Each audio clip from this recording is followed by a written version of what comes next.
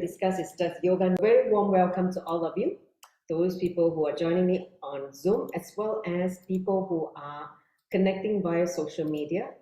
We are actually live now on a few social media platforms.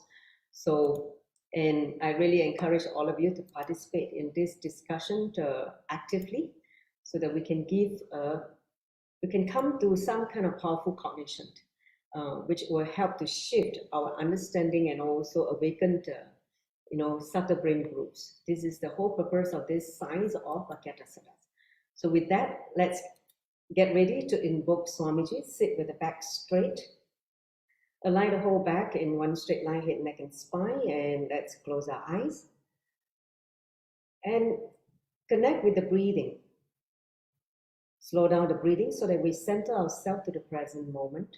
Allow the breath to integrate the body and mind to the space of now, present moment.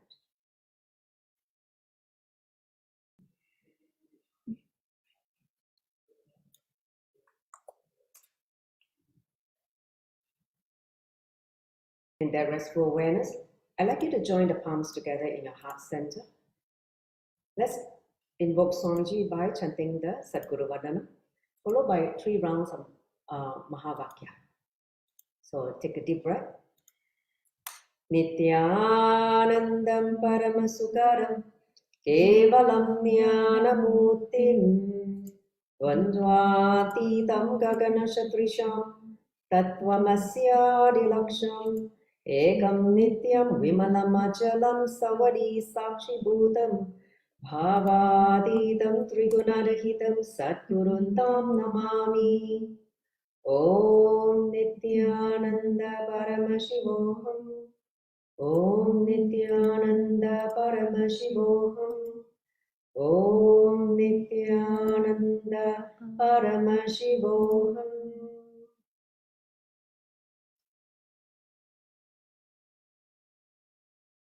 All right, he's here already. I can feel his energy. Now, so let's move to the next slide.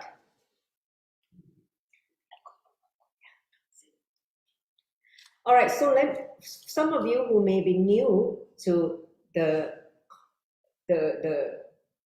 Vakyathar Sadas, okay? So I'm going to take a few moments to explain what is Vakyathar Sadas, which is a very, very common thing we do in Hinduism. So Swamiji say that when you learn from the teacher, let's say guru or teacher, you learn about 25%, which is a quarter. When you discuss among the friends, the peers, Sangha members, okay, you learn it the next 25%. When you ask questions, you ask Swamiji questions, and then get clarified, you learn the next 25%. So only when you start teaching, you learn the last 25%. So understand in our Vedic tradition, when you start teaching, become an acharya, that's where you complete the whole cycle. You learn the last 25%, okay? So we are going to learn more the next 25% by discussion, by answering our questions. Okay, next slide. So he said, see the depth of you with Vakyathar Sadas. See, this is what he said. There are many, many questions which you will not even verbalize. It is inside you, inside you bubbling, churning and all that, but you don't verbalize it. But they are inside you to create some form of self-doubt in all of us, because we never actually openly discuss it or put it in the forefront for a better, deeper understanding. So verbalized doubts gets at least clarification in Vakyathar Sadas. When you have certain doubt that is inside you on yoga, let's say, on this topic on yoga, when you verbalize it in the forum like a friendly discussion or spiritual debate, you get clarified, okay? So unverbalized doubt is self-doubt. You will create a lot of self-doubt when it is unverbalized. You stay inside you and create some kind of, disturbance, this kind of, thing that go on and on. So when you verbalize it, at least you get it out of your system, okay? You become clear. You have less inner chatters. You are able to settle in your being. So people will catch it, people will get it. Understand? So that is part of the original purpose of having Vakyathar in our tradition. So you yourself will see the depth of you as well. When you're able to have discussion in that clarity, you will see how much you have grown and how your thinking is showing the depth of you. See, as of now, you yourself may not see the depth of you because you don't open it up, you don't have the opportunity to do, to sit in a Vakyathar. So even you will see your own depth. When you do that, you will see how much you have, the kind of depth you're able to put forward in the discussion. Only when you see that, okay, the depth of you in the forum like Vakyathar, okay? So actually Swamiji wanted us to do a lot of Vakyathar in the Sangha because that is a very healthy way of learning, not only from each other, but learning the truth, okay? So let's now you understand why we do Vakyathar. Give me a thumbs up, yes? Yes? Clear yourself down and also encourage people to have more clarity in certain topic, okay? So now let's enter into the yoga alone. I'm going to give a few slides based on Nithyananda Yoga, the book that Swamiji published, what there's what he talked about in the satsang he gave a few years back on yoga. So I'm actually summarizing a few of the salient points because since we're going on a public platform, many people are new to Nithyananda Yoga and yoga itself. So I would like to take this opportunity to give the context before we dive into the Vakyathar, okay? So the first truth you need to understand is yoga originated from Adi Yogi, Sadashiva, okay?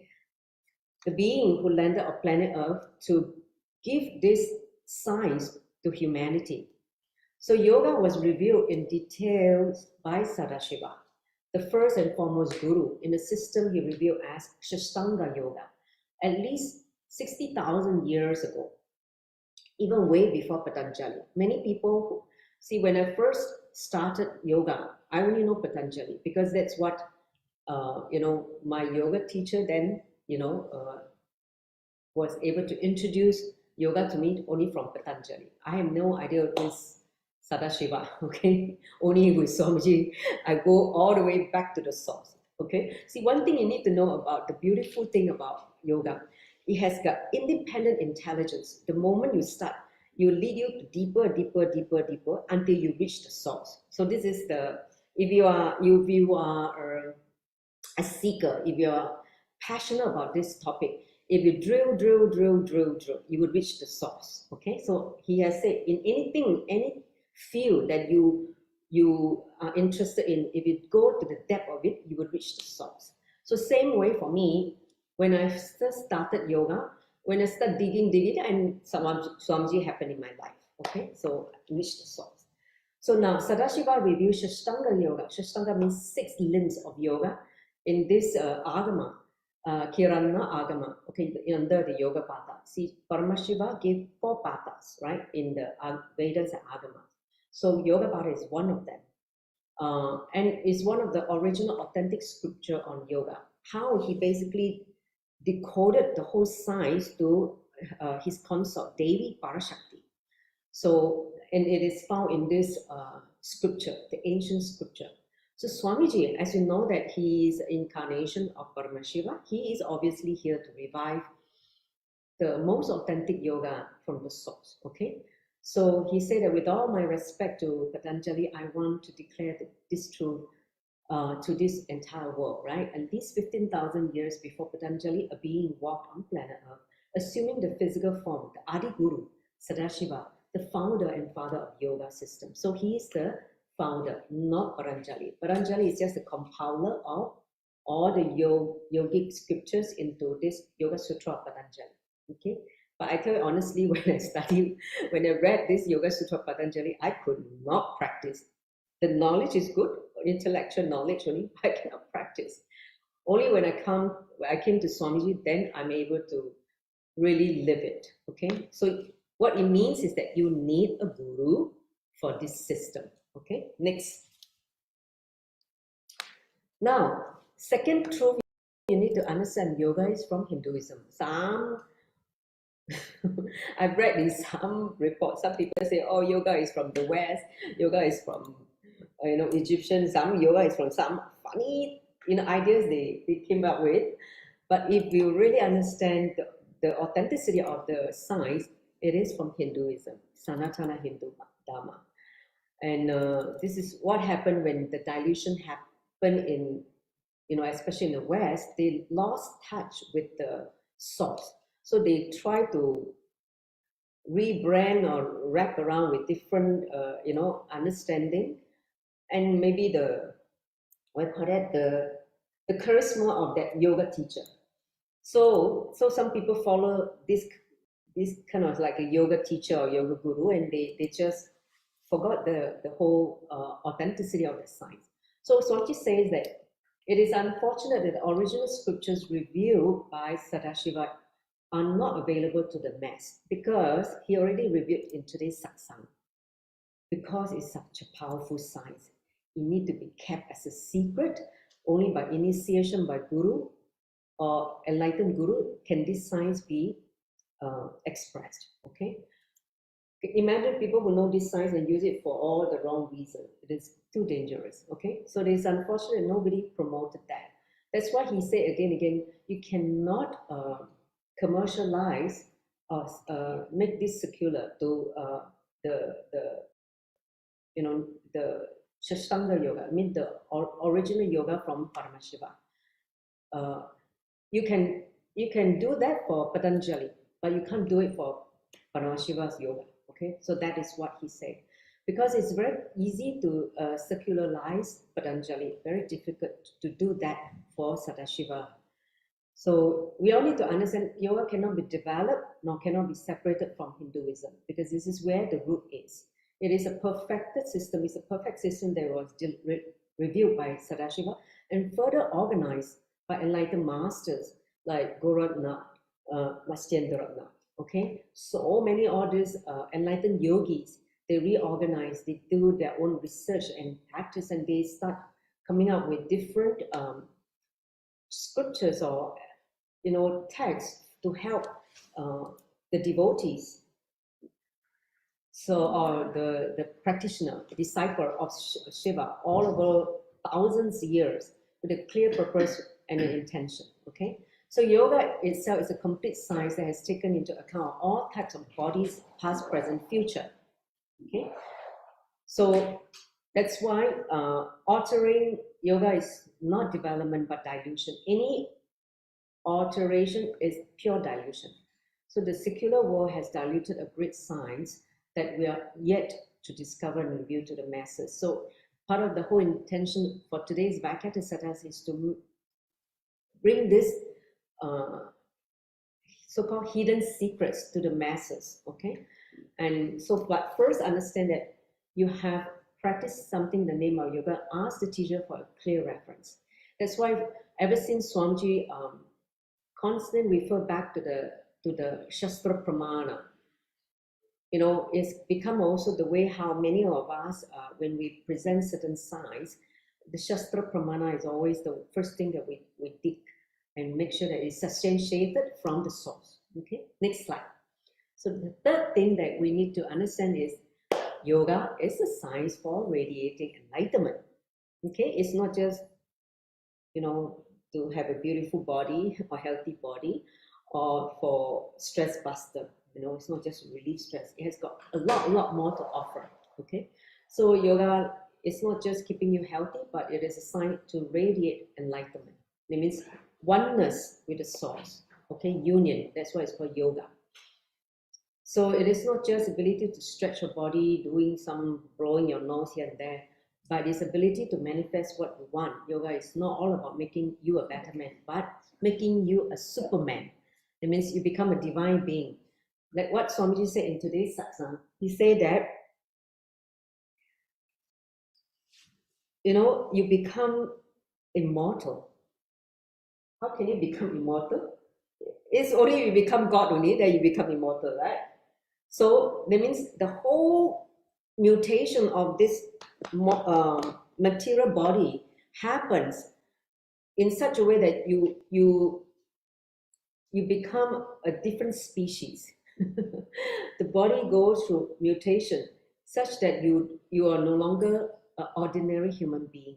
Okay, the human body, many things is changed, whether it's muscle memory, biomemory, everything is changed. Even subtle brain groove gets awakened by the Kundalini Shakti. So yoga is the ultimate merging of the individual consciousness with the cosmic consciousness. It is designed to experience oneness, Advaita, and express all the mystical powers outlined by Paramashiva. So that's why Swamiji emphasized a lot on the power manifestation, because only when you start manifesting the power, you start feeling the oneness with him, with the source, Paramashiva. So as long as we carry any inadequate, immature cognition about ourselves, about life, about others, God, the world, we continue to feel this fragmentation, separation from the whole, the source. So once we complete with all this limited cognition and discover our true self, yoga happens. Yoga happens when you complete with all those ideas of Vakyathar. That means ideas of separation. Okay, Vakyathar means oneness. Okay, non-duality. Basically, non-duality. When you continue to carry duality, the extreme of gain, loss, pain, pleasure, all that extreme of that pull you in one side or the other extreme, that is duality. And if you are able to bring that right understanding where the duality is dissolved, you establish oneness, Advaita. Okay, next slide. So a little bit about Nithyananda Yoga. Many of us are already practitioners of Nithyananda Yoga. And Swamiji say this is Parama Yoga. What do you mean Parama Yoga? The ultimate yoga from Paramashiva. Okay? So Nithyananda Yoga is a reviver. Nithyananda Yoga is a reviver of the original yoga. He has again emphasized this since 2017 when many of us were there for Sadashiva, okay, in 2017 December, when he reviewed this yoga to some of us were there, experiencing it, and he was initiating many of us into this yoga, which he had worked on with the team for a while, and he reviewed that during that December program.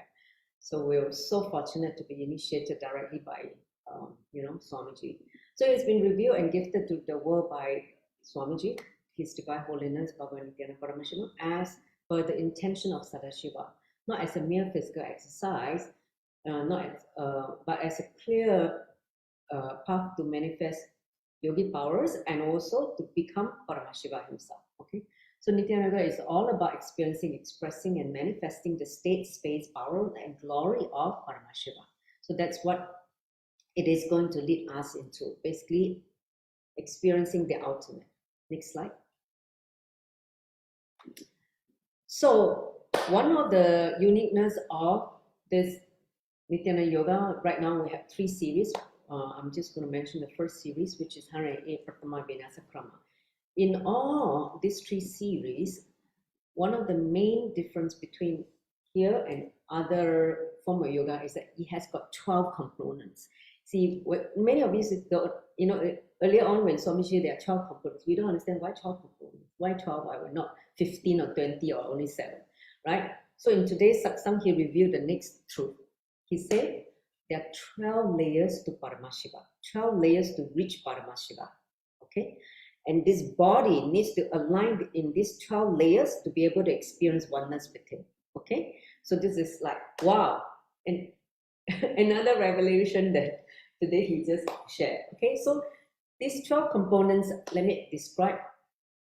Yoga asana, mudra, bandha, pranayama, aushada, karna, visualization, japa, which is the internal chanting, and then there's this weightlifting also, and mandala, right? Sri Chakra mandala and aparana, which is the jewelry, wearing certain sacred jewelry during the practice. So these are the 12 components, okay? So he said that by practicing these 12 components together, strong roots are built within the body, and you experience this ecstatic bliss, that heightened blissful experience. So this yoga delivers a direct experience of samadhi. It means being oneness with the source. Sama means falling in tune. Adi means the source. Samadhi is falling in tune with the source, Adi. So to manifest the state, space, and powers of Paramashiva, only when you're in tune, you're in the samadhi state, you can start becoming him and manifest the powers and the miracles. So authentic yoga is meant to deliver. Another component you need to understand about this, the difference between Nithyananda Yoga is that it's meant to make you experience Vyakta, the manifest, and Avyakta, the unmanifest, experientially. See, he said in the matter world, okay? Because actually the original form of yoga is in the unmanifest layer. This is the layer which is not open to the common yoga out there. Only through initiation by Guru, the unmanifest layer is open for, the initiate of this science, okay? See, he said Avyakta is anti-sound, anti-matter, and anti-sex. So it means when you start practicing this, you just elevate into the divine level, okay? So anything done in the level of Usha, he said Usha is matter, okay? That means just body. Due to the matter quality, it goes up and down. It does not stay permanently. Let's say today you do this yoga, okay, you feel good. Then after that, in one day, your body is not in the best form, and then again, you don't have the consistent feeling, okay? But anything done in the level of chaya is say antimatter in the form of, the unmanifest. It does not go down. It stays permanently there. So if it's done in Usha, you will only work on the mind. The mind, if the mind is, carrying certain incompletion, certain low mood, you can't, you go through ups and downs, okay? You can't experience that oneness. Whereas it is done in Chaya, you remain in the body. It means the body is transformed permanently. So with Usha, with the Usha aligned to Chaya, the body manifests the consciousness. Perfection is established in Chaya, the unmanifest, okay? So that is the whole essence of this Nithyananda Yoga. So now I've done the first part of the setup. This is the part that I want everyone to participate. Before we dive straight into the Vakyathar Sadas, I think many of us who had been a practitioner of yoga, I want to take the next few minutes for everyone to share, if you have, wanting to share, what does yoga mean to you? Okay, how yoga has been for you? What has it done for you? What is your feeling about yoga? Okay, at this stage, see, not everyone will have the same feeling, right? So I'm giving a list of questions. Is it a panacea for disease? Some people come to yoga because they have certain diseases they want to cure, like their back pain or something, right? Some people come to yoga as an exercise, they want a healthy body, like maintenance, right? Some people come to relieve stress, when they do, certain yoga, certain breathing, they are able to calm down more. They feel that they are able to relax, okay? Or even sleep better, for instance. And some people, they feel yoga is a me time, a time that I'm centering myself, rather than being out there doing things and busy around. But this is a time where I'm with myself, okay? And also some people feel that yoga is a way to awaken the inner potential energy, which is your Kundalini Shakti, right?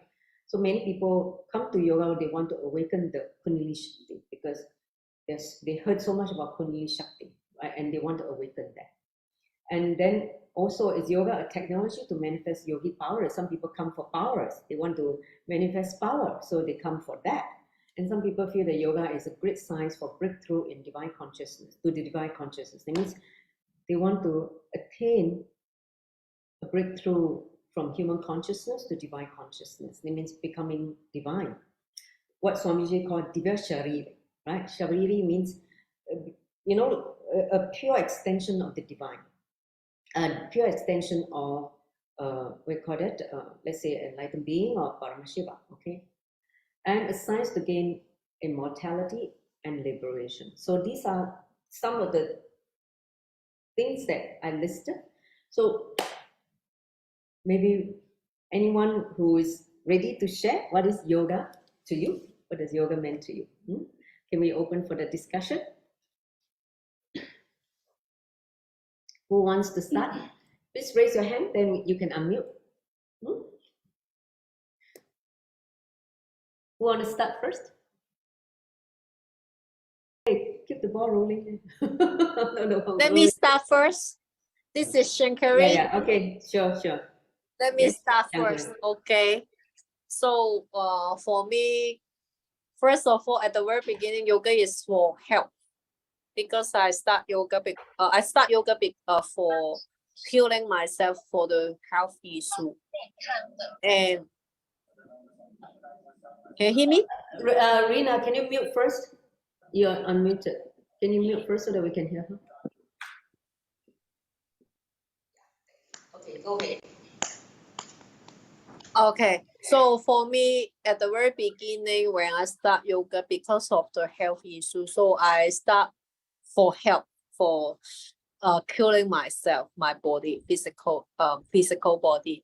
And after that, when I experience the space of yoga, it's the moment for me to, how to say, for self-realization, to know more about myself, some part of unknown about myself. And also because of this, I have the passions to continue the yoga. Even my body is not in good conditions, but I still want to have some stretching, do some yoga as my daily practice. This is my sharing. Okay, thank you, Shankari. Anyone else want to share? How has yoga been to you? Anyone? Raise your hand if you want to share. Oh, okay. Okay, yes, Sean. By the way, congratulations. Today, Sean is the winner of the intermediate category, right? International Yoga Competition. This is Sean. Okay. Okay, basically for me, I started yoga. I started looking for yoga as an exercise. So what I started is I searching for a place to do yoga where there are male body to do yoga, but I couldn't find any in Singapore. So it's like, then in one day, so happened I went to a seminar, and after the seminar I go out and see the booth of Nithyananda. Oh, really? Wow! Where was that? Is it in the Suntec City? Oh yeah, that one. Suntec City. Yes. So it is after my seminar I come out and then I just roam around and see. Then do you receive free healing now at that time? Pardon? Do you receive free healing? I think we were offering free healing. Yeah. At that time, Adeline is the one who's talking to me. Okay. They said that, Nithyananda over here, they offer free yoga. I said, Then the first question I asked is, any male, join the yoga? Because I cannot find any. I go to all the community centers. No one has the... Yeah, he said that we only have ladies yoga. Male, you don't join. Then I said, But I see that in video and I have so many male bodies doing yoga. Luckily, I have male bodies in my class. So it's like, Then I couldn't find until I'm very fortunate, or maybe it's a calling from Swamiji. My first, encounter of yoga is already Nithyananda. Yes. So what is yoga meant to you now, besides how you met Swamiji in the yoga? Okay, initially it's for health. I mean that it's for exercise and all that. But when I come into this, is a whole new things about yoga.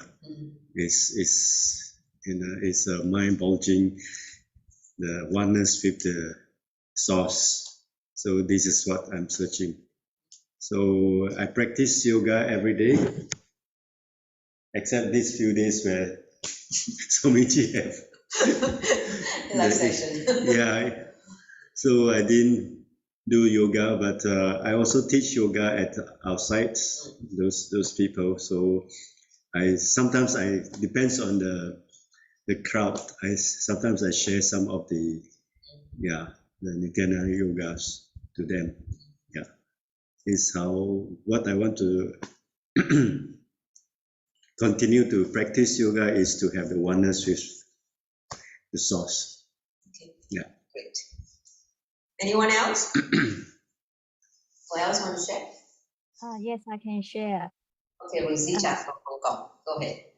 Yes, hello, I'm Rosita from Hong Kong. Same as previous two sharings. I start my yoga also just for exercise, for doing some exercise. Actually, it's 𝐬𝐤𝐞𝐫𝐧𝐚 took me to do yoga at first, and then at first I just treat it as an exercise, but after practicing yoga for around 2 years, I saw my physical body got improved. Especially I've got the my spine is not that aligned. So, but after 2 years, I started to saw the improvement on aligning the spine, and also since last year I started to know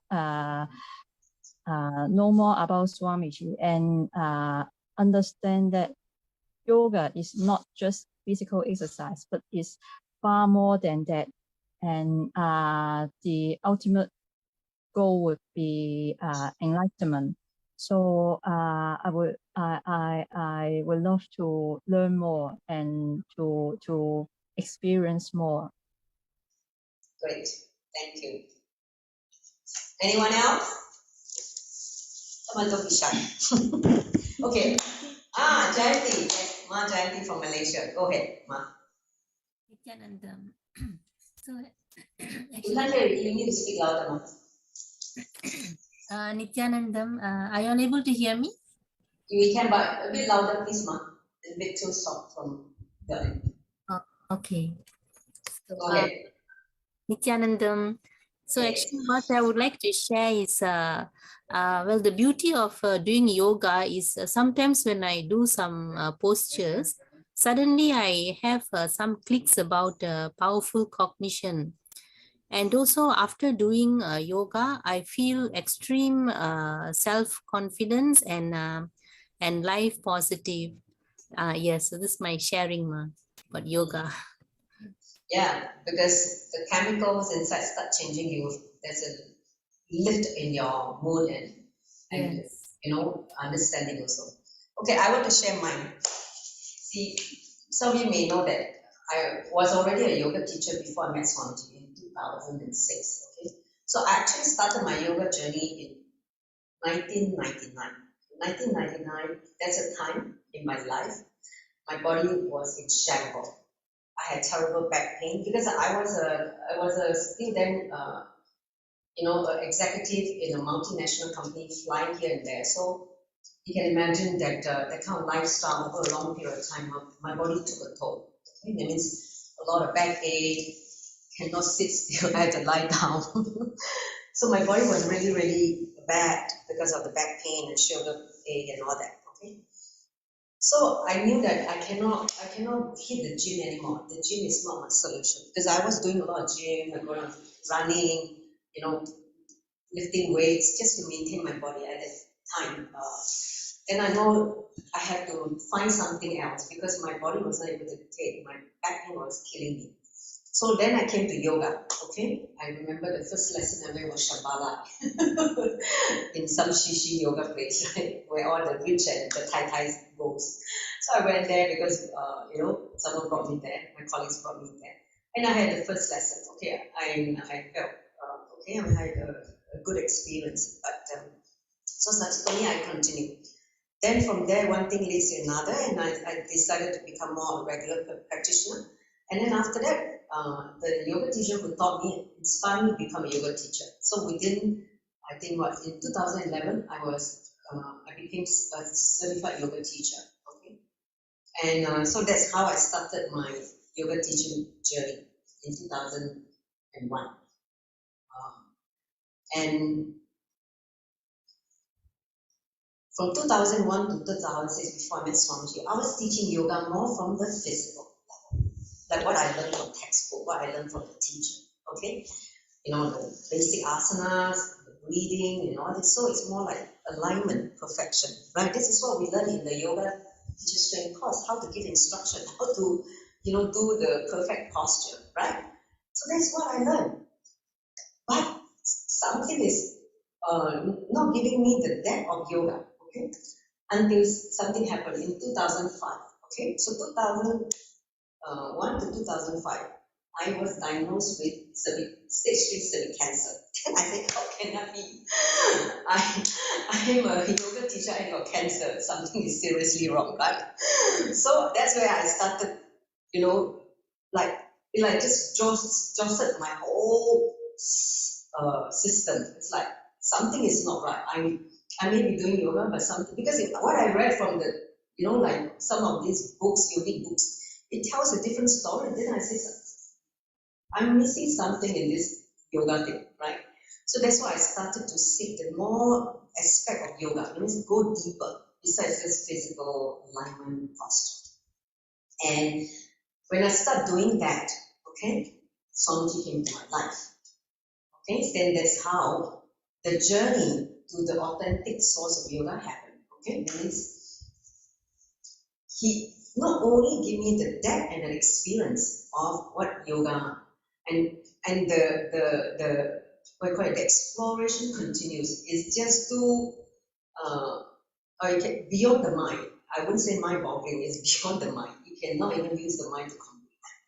So that's like how each one of us is taken on a different path to reach him. So, and not only that, in 2006, I attended the first physical program with Swamiji. He healed my cancer completely. 4 days in Adinam, in Vidadi, came back, new body, new mind. So I knew he healed me completely. So that was really something that inspired me to know how these signs of yoga and healing can happen. So that's why a lot of my, the work that I do, a lot of the contribution I do is about yoga and healing. These are the two, because that's what he has gifted me. So to me, yoga is all this and something more. Something more to all that, whether it can heal a disease, whether it can make you calm and relax, Kundalini awakening, everything. He's taking us on a journey which just keep unfolding to ultimately you experience the true flowering, oneness with him. Okay, so that can happen only when you continue to evolve this muscle memory and biomemory. He said in one of the satsang, the right muscle memory is absolutely critical because we're already in the body. It means taken a human body, and the human body comes with certain muscle memory and certain also a certain biomemory which you have. So we need to work on the muscle memory so that the muscle memory is prepared for the energy of the enlightenment to stay permanently in the body. Understand? See, for Swamiji said that everybody can have a satori, like a glimpse of enlightenment. Suddenly, but it will not stay there. After a few minutes or a few seconds, it just go, it just leave your system. The only way to hold this energy permanently in the body is make this right muscle memory. He said, convert this body into a golden vessel. You know how a golden vessel can hold, gold is the best metal to hold energy. When you become a golden vessel, when you pour energy to us, you hold it permanently. If you are just a clay pot and with a lot of potholes, whatever you pour, you just leak out. Okay, so which is what is happening. So the only way to make this muscle memory become a golden vessel is to open up the 12 layers you talk about, to the different dimension of us, making all the intra-organs, internal organs, not only just the physical flesh and bone, aligned to the cosmic consciousness. So that is what, to me, yoga is all about, the whole journey of the alignment. I remember in one satsang he said, this body is like a mirror. It reflects the cosmic consciousness. How you tune this body, if you don't tune properly, it will be a distorted reflection. That means it's not a perfect reflection. But when you tune the body, it just reflects directly the cosmic consciousness, which is Paramashiva. So then you experience the oneness. Okay? So the tuning is what we're doing in the yoga part. Okay? Till that ultimate experience happens. Okay, so that's my journey. Anyone else? Want to share? Hey, Ma, Pari, you want to share? Come on. Yes. You need to unmute. Okay. I'm Ma Aparicityananda. Basically, for me, I don't have yoga background, and actually, I learned only yoga from my brother because he was a yoga teacher way long before. I just do it because just want to do some exercise and stuff like that. So when I met Swamiji in 2016, we were taught the Nithyananda Yoga already. So during the Sadashiva home, we were taught, and then I still didn't do anything. Then Swamiji start offering the Nithyananda Yoga teachers training, and that time already he did some yoga satsang telling us that to learn yoga from him is so easy. You don't need to struggle. You don't need experience. Anyone can learn yoga, have no problem. I just need to initiate you. You'll be able to do it. So I was really curious. I want to know for being a yoga teacher, because I know Yana Pradata, how he has to do so much to do his asana. So I wanted to know if Swamiji were to initiate, and how is it like to be a yoga teacher for Nithyananda Yoga? What is the experience like and all that? So when I attended the yoga teachers training, I realized that a lot of it comes from his daily initiation for us. And he stresses a lot of yoga throughout the day. Because it's a yoga teachers training, so for women, we have to build the power for the body. He said for women, build power for the body. Men build flexibility. So Kundalini Raju is the requirement for men, if possible, because men already have a lot of power, the strength. Woman doesn't have, so we should do more Shiva Stamba and do all the strength work.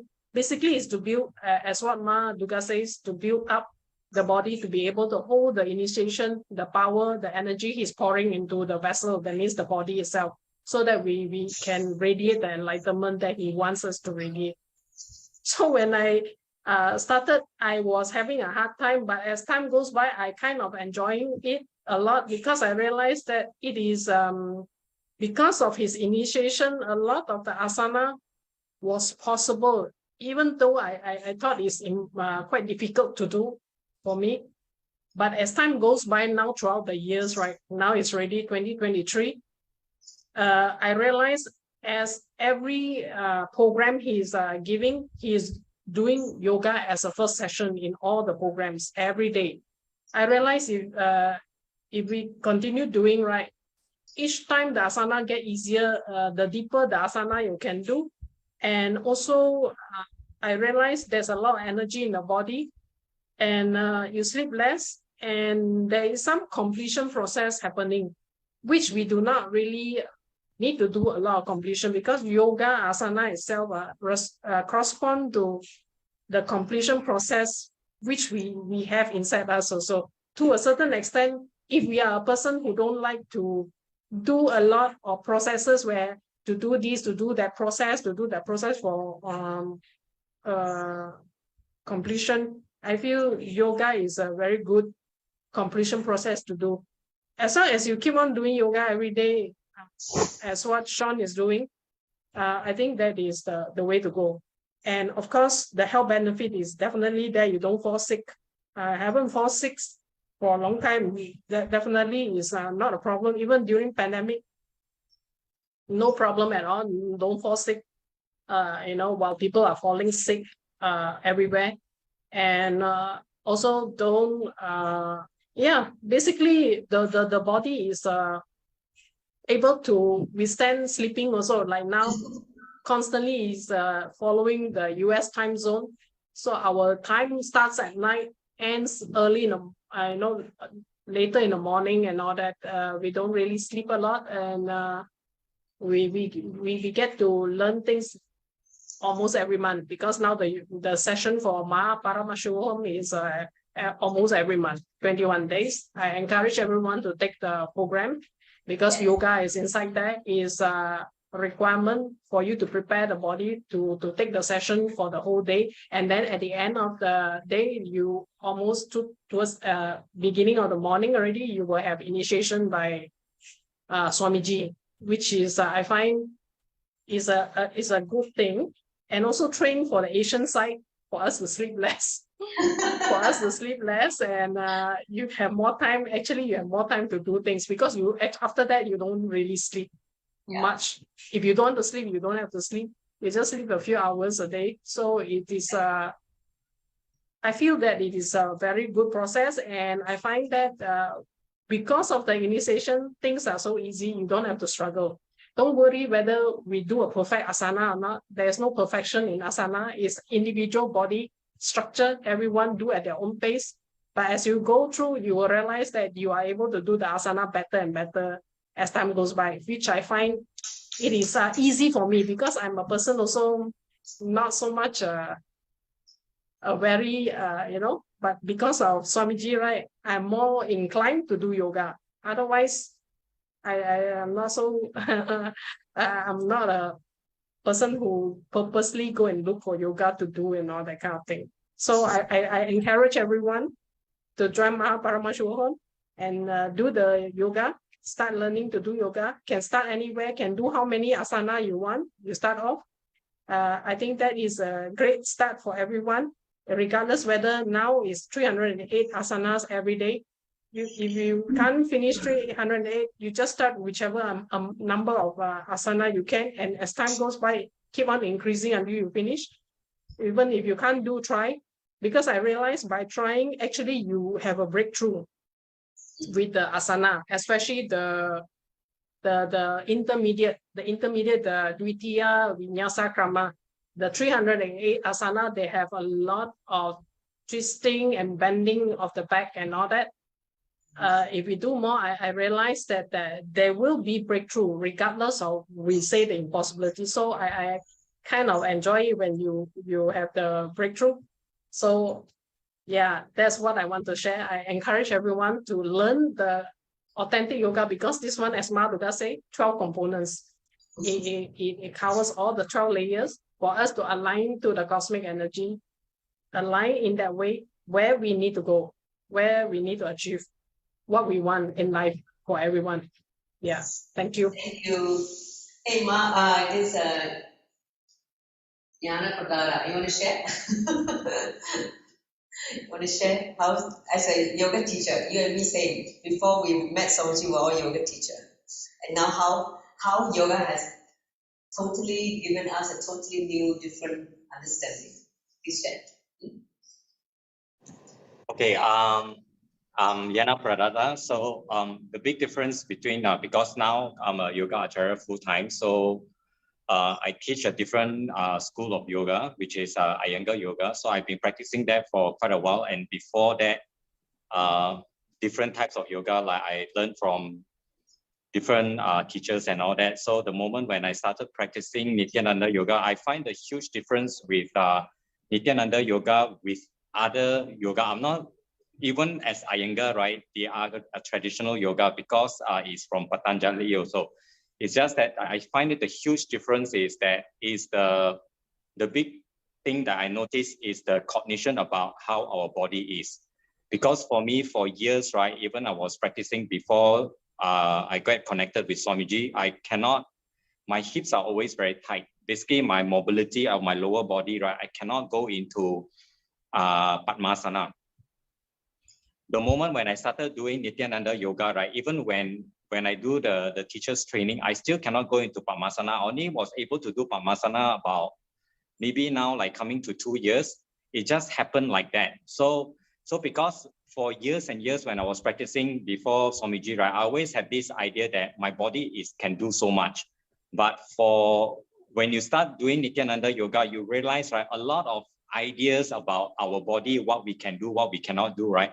Everything goes out of the window because it's not based on the binary logic, like the ideas that we hold, the limitation of what our body can do.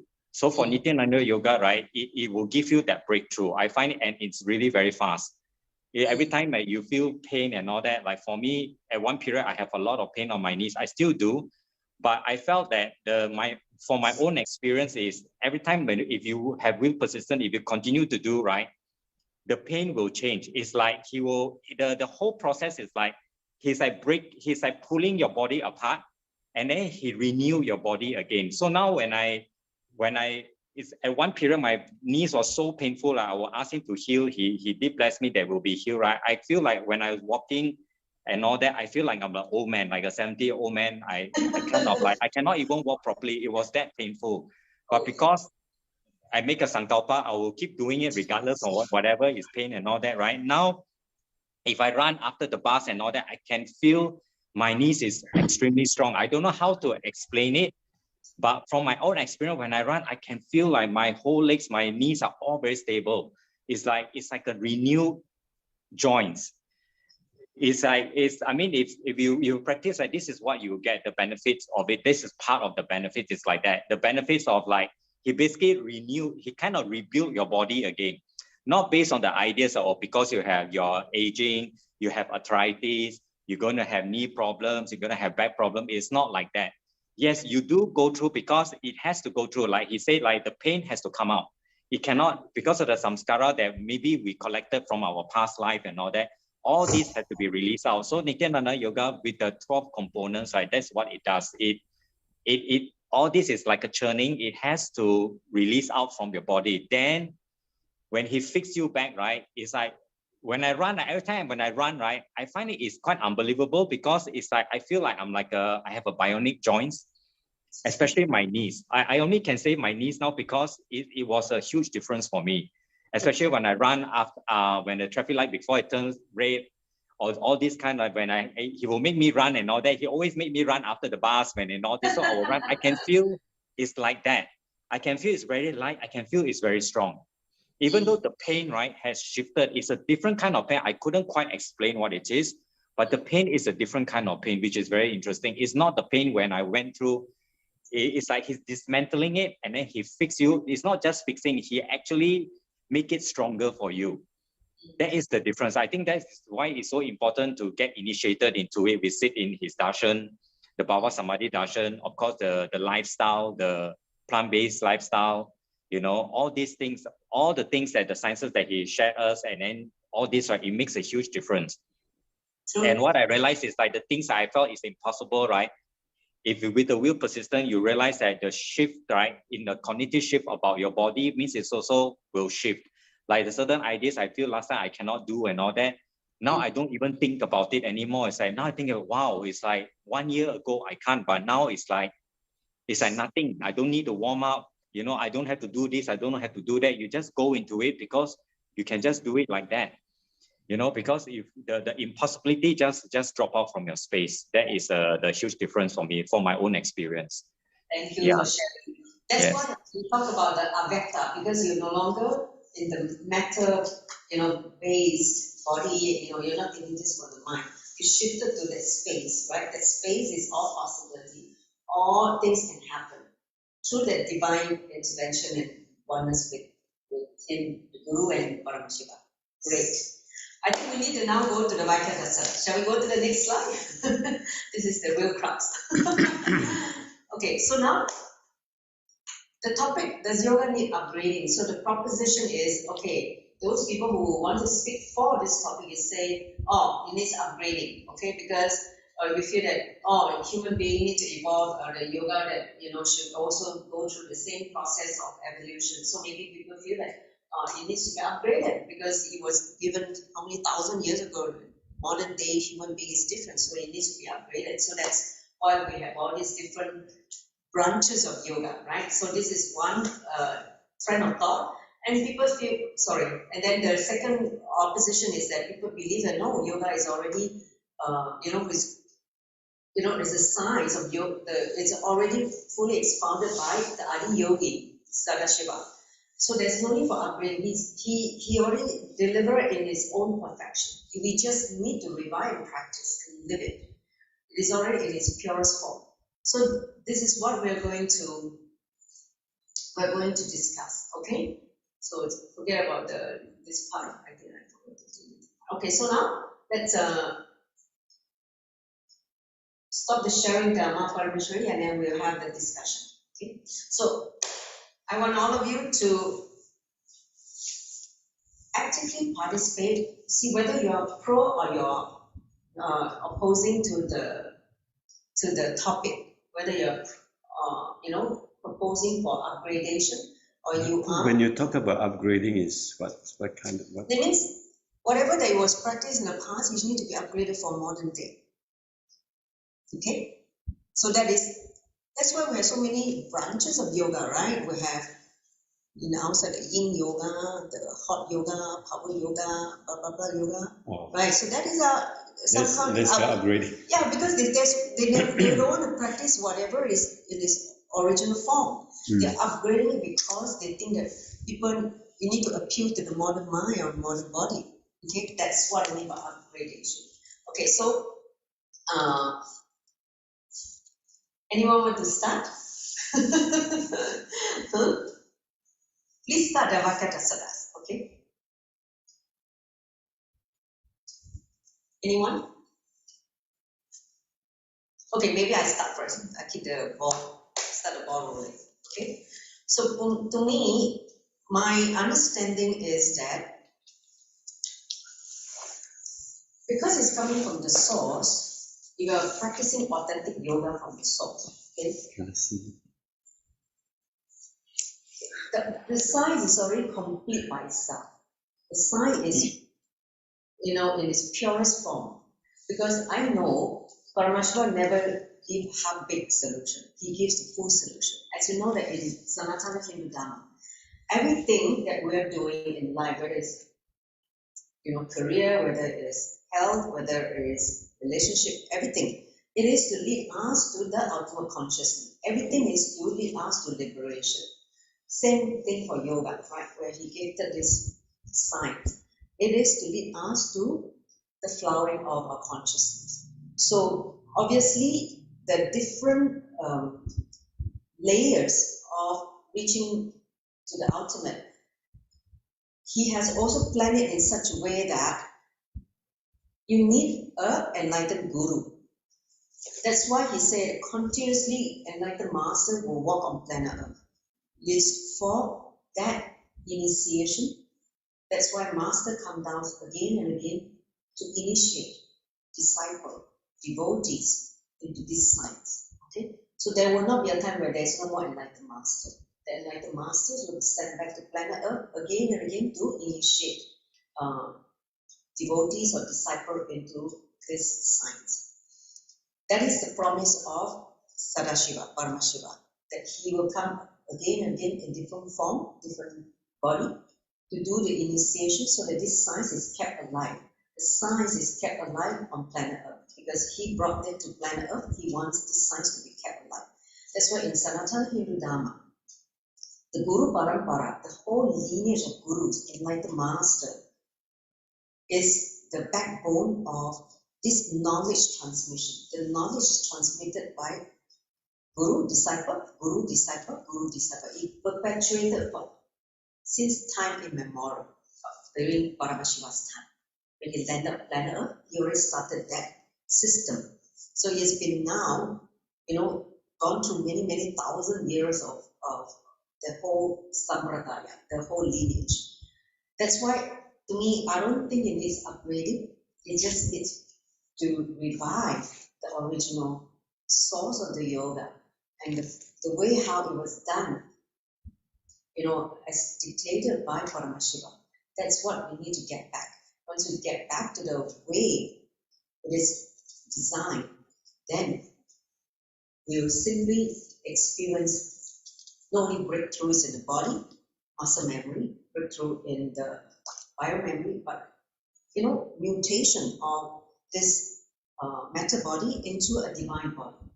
Means what he's saying, not just make you a human being, you become a superhuman, right? That means you become, this body is totally different, a new species, totally.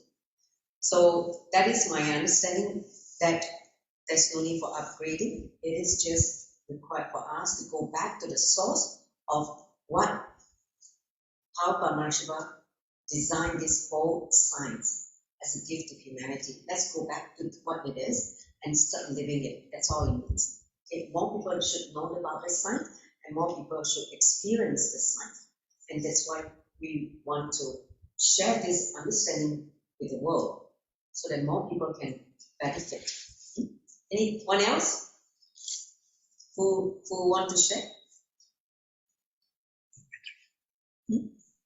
Ma, actually, I also have the same view as you. When it first came up, whether we need to upgrade yoga, Nithyananda Yoga, the first thing that came to my mind is, why do we need to upgrade? So there's no doubt in me that we never need to upgrade NY Yoga, because why? This came from Paramashiva himself. And then if you think back about Swamiji, the satsangs that he did a long time ago, what he taught us, and today, if you talk about it again, it's exactly the same. He never changed anything. So everything was actually from the source. So, my first thing is, why need to upgrade? I don't understand, So there's no doubt in me. But I think what probably is important is how we can bring this to the rest of the world in terms of the 12 components and what it can bring to us. Just like what Nyana Pradata shared, he went through a lot of healing, a lot of channeling things came out in him, and then in the end he got a stronger body. I went through exactly the same thing. There was a time where I was doing yoga, and then I was crawling on my knees because I was going through the same thing, the churn and all the things that was coming up. I was literally crawling on my knees, and I could not move for a few months. So I think these are probably some of the things that we need to see how to bring to the rest of the people, to let them know that this is the yoga you need to know, not your yoga or whatever, all these funny names that they have, today, because that doesn't do anything. You're just doing the asana. You're not trying to get into oneness with Paramashiva. So I think it's probably this that we need to bring, to see how we can actually bring to the rest of the world.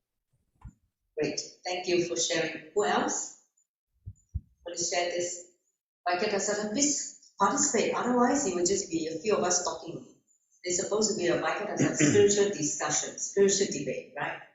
Okay, when you say that something we need to do, understand that in the West, there is a huge fashion to have this kind of diluted yoga, right? Because of certain yoga personality, the teacher is very charismatic, or certain, what do you call it? They are very good in so-called marketing and promoting. Yeah, I must give credit to all that creativity. But obviously, in that camouflage or in the facade, lies hidden inside is the inauthenticity to this science. Okay? So, how do we go about bringing more people to this awareness? Right, okay, if the general consensus that it doesn't need to upgrade. then how to make these people understand and experience? I think maybe that's the next level of discussion we can have. Any ideas? Since all of you are practitioners, some of you are yoga teachers, you know, how can we help people? Okay, I'll just share a short one. For me, I feel what needs to upgrade is our thought current, what yoga is about, rather than how to adulterate the yoga, because currently the yoga is absolutely adulterated, abhorrent, and sometimes shocking even what they do. So maybe what we need to teach is how to actual authentic yoga is about, then why we want to do it like that, and the benefits of doing the authentic yoga rather than the adulterated one. Maybe then people will understand and they will start to see why. And I think part of it is also to share our journey with the students, why we do this yoga and not other yoga, why we don't do it. And those who have already experienced other yoga before can share that between the yoga and this Nithyananda yoga, after learning this, what is the difference? Why we want to do this now rather than do the other one? So I think it will help in this sense, is to slowly first start with people who maybe do not so interested in doing yoga because they have pain in the body or certain impossibility, or I cannot do because I'm old already, my bones are very stiff, or I'm in pain and all that. Maybe that is the start. Slowly that we can show them that, because none of us here actually is a teenager or in the 20s, you know. Majority of us is already past the 5 decades mark, you know, the 5 decades mark. So it shows that we can do it, right? I think the younger generation should be able to do much faster. When I teach the kids, they are like, so easy for them. Yeah. Yeah.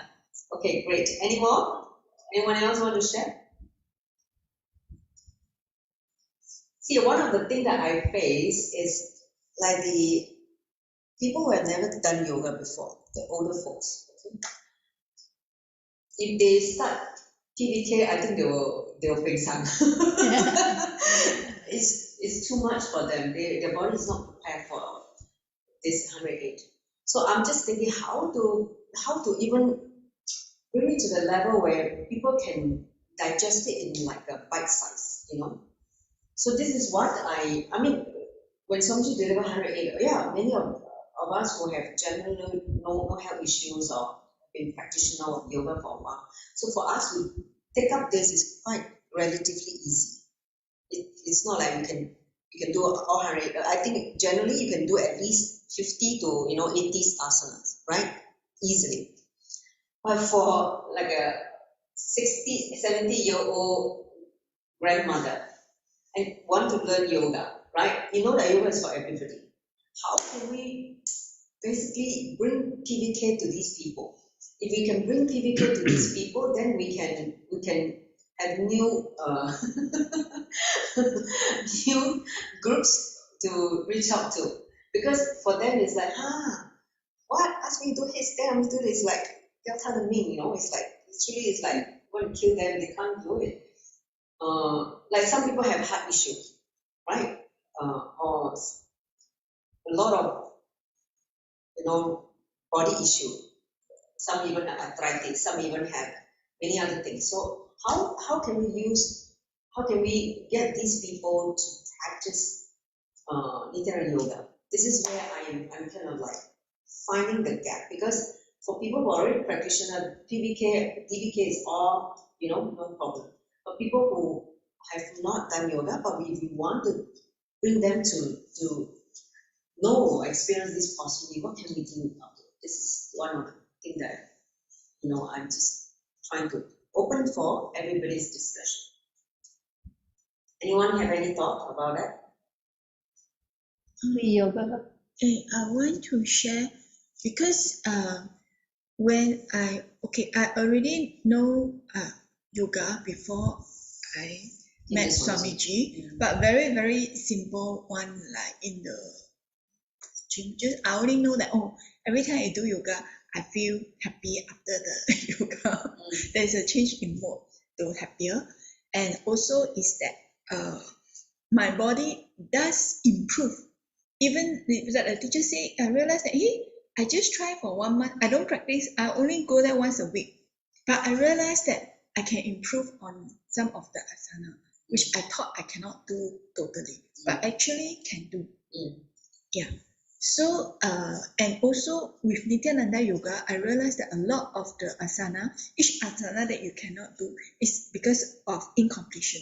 So once you do the completion, you can actually do that asana already. But even that time, the forward row or what. But I just realized that actually I did it when I was in secondary school. But then initially I couldn't do. But when the acharya remind me that, hey, you actually, have you done it? I say, yeah, actually I've done it before. The moment I connect with that only, my muscle memory is back. The next time I can do already. Yeah. So we just need to guide people. And also another very important thing is the space. I realized that when I practice Nithyananda Yoga on my own, when I first started, I find it very difficult to complete the whole thing. But when I do it in Paramashiva home, I realize the program, hey, it's different. I realize, hey, I can do the 108 like quite smoothly, even though I still cannot do headstand. I still cannot do Kamasana or what. But it's like, it's getting easier. It's like, hey, I can actually sit through the whole thing just like that. The word difficult is like disappear from my mind. So we need to, one thing, I feel that to encourage them is that we need to get more people to join the program. Yeah. One thing. The other thing is that try to get them to do like in the Adinam. It will be a different experience. Yes, it's true. So we need to bring more people to the Adinam, huh? Our Yana Pradhan class, Sean's class, big all, and also the online Guru Cook, yoga classes. See, I noticed that as what she was talking, the key, the master key lies in the initiation, right? Yes. Once you get initiated, that seems like some kind of wiring can happen, whether it's in this, in the daily practice or you attend program during the practice. So the wiring will start happening. You kickstart, like some kind of body intelligence will kick in and you start to be able to, flow with it. So I think few things going back to what, Janushanka was saying, initiation. You need to bring people to be initiated by the Guru. Then when they start practicing the yoga, it becomes much, much easier, much, digestible. All this impossibility or all this, there's a change in the muscle memory as well. Okay, any other people want to share? Majanti, yes, please. Okay, so yes, actually, what I want to share was for those who are having health issues like heart problem or the very elderly, also for some of those who have undergone major operations, so they are not able to do yoga. So, but what they can do is they can do like a few asanas that is like just require hand postures, but not like headstand, not difficult asanas like that. So like very simple ones they can do. Yeah, and also like I was recalling like this one satsang where Swamiji mentioned about 1 minute yoga, 1 minute puja. So they also can do that. Yeah, that's sharing. Ma. Thank you for sharing. Anyone else want to share? There's something I just realized when Ma just saying something that when we do yoga and when you can do a particular asana, which you cannot do before, you will know that you've actually completed with something, and that's why you're able to do, you know. Then one major thing I really noticed, and I don't know whether you all have noticed this or not, is that the steps now when I walk, my steps are lighter. Yeah, you feel light. Yes, you feel lighter. Last time, it's very strange, and you have to feel this for yourself. Last time when I walk, my legs are so heavy. Compared to now, when I walk, I'm so light. Yes. It's a great difference. You have to feel this, you know. You really have to. It's very true. Okay, Ma, I want to share something. Okay, come closer now. Don't go too far. Ma Manjula. Yes. Good day, everyone. So, I like to share one more thing. Because I come, I don't know yoga, anything. Just basic also, I don't know.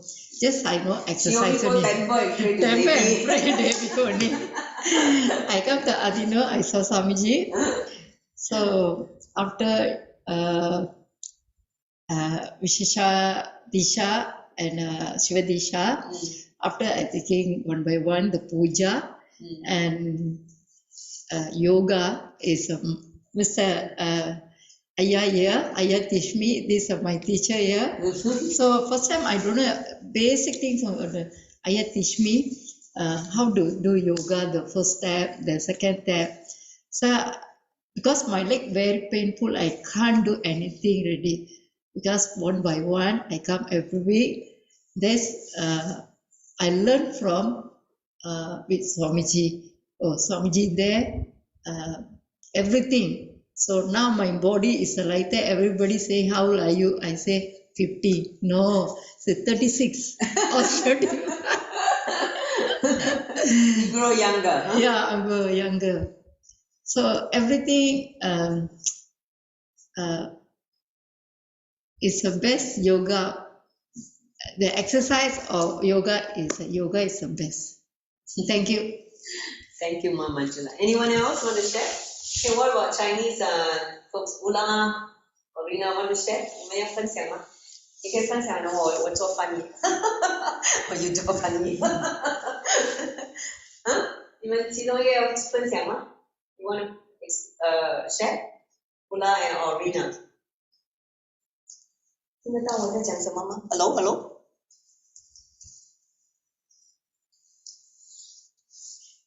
Rina, Ula, 你们要分享吗 Rina, Ula. For Chinese, for Chinese, Vakyathar is doing the translation because they don't understand English. Oh. But she's saying that they can speak Chinese. 我家孩子在练308，他这几天练308，他练得好开心。是吗？那你有没有练啊？你也跟着他练吗？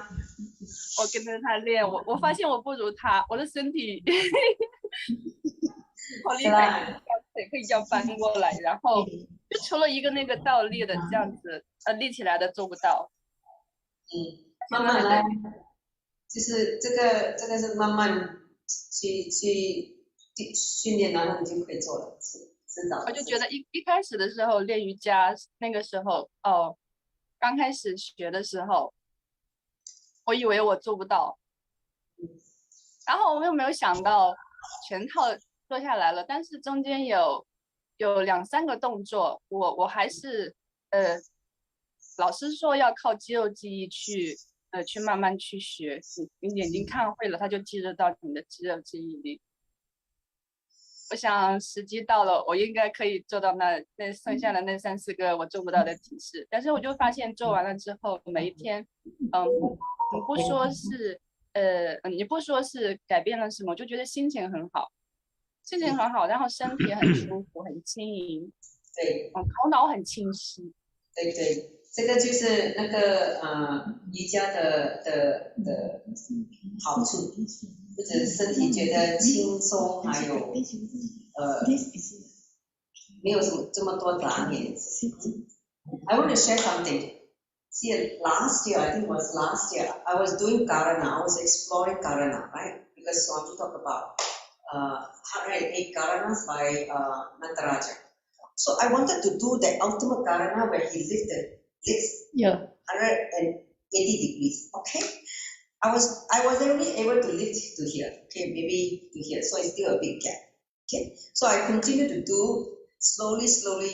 Then one day I tell you what happened. Okay, the breakthrough happened. I just visualized Paramashiva. I just connected with him. Then I just realized, I just lived there and hold my leg. I was like, oh my God, he made me do this. You just need to remember him. I just remember Paramashiva as Nataraja. And then suddenly the body will just respond to that. And I was able to do it. I was like, wow, this is like an aha moment for me. I just need to remember him. When I remember him, I have his muscle memory. So that was one of the breakthrough I had last year when I did this. The Karana that he won over Devi in the dance competition in Chittambaram, where I visited the temple. I think some of you were there with me, right? Chittambaram, they still remember. And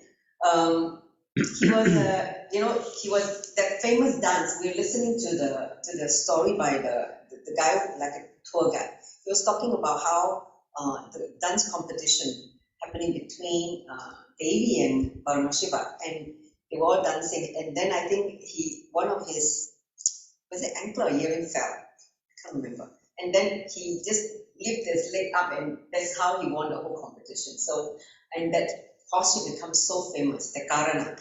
So I wanted to do that one, and I was not able to do it because my hip was not able to be so open vertical. But only by his divine grace, like just by remembering him, the body just responds to it. Okay, so many of you who feel that, oh, you're struggling in certain yoga asana, because of the initiation, you can actually access that muscle memory, biomemory of the consciousness, and you can start doing it. And that's what I discovered. Okay? Anyone else want to share? I think we already passed 15 minutes in this whole Vakyathar Sadas. Not many people are participating, but I think we have to wrap up soon. Okay. Yes. So I'm going to extend from what you just shared, and I also want to talk about what Jayanti was talking about. Okay, I think for when we see that any new people and all that, right? I mean, this is how I see it, and also from my own teaching experience also, we have to see everybody as Paramashiva, regardless of their age or regardless whether they have any medical condition, because we need to create the space. So the click came to me just now when Madhuga was talking about the Karana that you suddenly manifested by having your legs all the way up, right? Because for Nithyananda Yoga, it's not any kind of yoga, because Nithyananda Yoga is a power manifestation. It's beyond logic one. So which means, right, even regardless, yes, I'm not saying that we still have to create a space of the possibilities, regardless whether they have any kind of medical condition, because for Nithyananda Yoga, there is 12 components. So you don't know what kind of things the healing itself will happen, whether they have surgery or whether they have any kind of medical histories and all that, right? All this will go. Because the moment if we hold that kind of impossibility or some kind of a fear that they cannot do because of some history in their medical condition, right? Then it will not happen. It will be a manifestation. I think we, as an Acharya, regardless whether it's Sean or me or anybody that are conducting the class, we need to create that space for them that everything is possible. Yes, definitely. Yeah. And that's the space of yoga also. Everything is possible. Yes. Because we say that yoga is about exploring your possibility. Yes. You know, your body. Yes. It's and actually. I want to share that it's not like one day you can do it. It's a progression. Yes, it's a journey. Yes. It's a process, right? How you get there, and yes. As long as we hold the space and have that clarity and not give up on ourselves, I think we can always somehow manifest. Yes, even like what Sean said, that the progression, right? Even the progression is a lot faster than any kind of yoga that practice. That one I can tell you. Yes, because like for me, I've been practicing Iyengar for a long time, right? All this breakthrough that I have, right, can happen within like 2 years. even like with 2 years, it's just because I'm a bit impatient. But for sometimes I contemplate what I can do now in compared to 2 years ago, right? It's really is escalated. The progression is really fast. You know, within 2 years, yeah, it's like, because it's a manifestation, that's all. And also, I just want to share about the experiences about, it's a lot to do with the cognition. You know, we cannot implant the cognition, that the impossibility in there. We just have to create a space for them. Everything is possible. Because it's not actually we are doing the healing, because when we're doing Nithyananda Yoga, is Paramashiva is the one that doing the work, not us. We are just an extension only. So we have to drop that part of it. So first thing is, for me, is I say, we don't care what is their age or 70 or 80. We just have to see them as Paramashiva. That's why for Swamiji, right? I mean, one of my experiences during the program, I'll just do a quick sharing, is that, so that time we were still, PVK was still not out, but we already started to do PVK already. So that is a partnering. So it comes to that time, that is a handstand. So when they come to handstand, right, everybody has to partner up, you see. So the funny thing is, I think Swamiji want to do the Leela thing, right? I was like looking for somebody about my same age, my same height, right? But he made me partner up with somebody that is like, I think 7 or 8 years old. He was not even my shoulder height. So, but he has to help me to go out into a handstand, which is very funny because he was much shorter, right? He has to help me to go into a handstand. For me, I can go into a handstand, but I still need assistance, you see. But when he helped me, right, I can feel so light, you know. And the boy didn't do anything. He has no fear. I also had no fear, but I just trusted, okay, now I'm ended up with somebody that is 8 years old or 7 years old, and he can assist me with one hand, and he can hold me up in handstand for like at least like 30 seconds or so. So it's a manifestation. So I guess it's because Swamiji know I have a certain idea. He wants me to drop that impossibility. So he gave me like somebody that is 8 years old and assist me to go into a handstand. So that itself, right, actually, then I realized that it's not what we can do, you know, it's a manifestation. Everything, every moment is a manifestation. So for us, it's like we have to create that space for them, that everything is possible, regardless whether they have any kind of medical condition and all that. Because all these medical condition and all that, whether it's heart surgery or anything, right, is a manifestation because of our powerless connection. That's why there's so much healing and all that happened to us, like what Parameshwari was talking to us. She feels lighter. It's because of the detoxing. He's flushing out all the shit out from our system. That's why you feel so light. I have the same thing as you also. Great. Yeah, that's all I have to share.